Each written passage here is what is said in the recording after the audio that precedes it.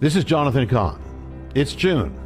That means it's Pride Month. Rainbows are everywhere, on television, in department stores, on corporate logos, in supermarkets, in parades, in children's cartoons, even on the U.S. Air Force website, even on the White House. But what's really behind it?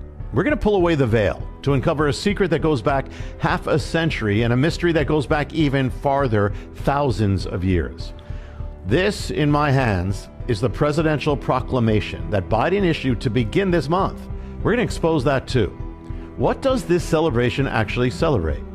The president explains it in the first words of the proclamation. He says this: in June 1969, a group of courageous Americans rose up to protest the violence and marginalization they faced in what became known as the Stonewall Uprising. June is Pride Month because of that. The only problem is the president's narrative is twisted. The bar called Stonewall was owned by the mafia. It violated several laws. It was regularly raided. What was different that night is that the people whom the president praised as courageous Americans who stood bravely against the police to protest violence were the ones who actually committed the violence. The police consisted of about 8 people.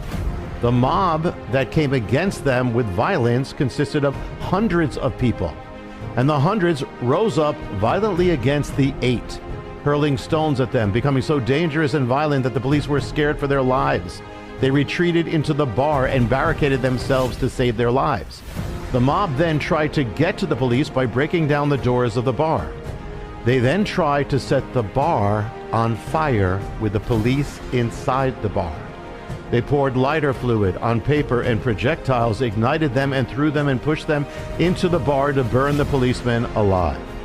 That's the actual origin of Pride Month, and that's what the president has called you to celebrate in his own words, which is to celebrate violence, destruction, and the attempt to burn police officers alive.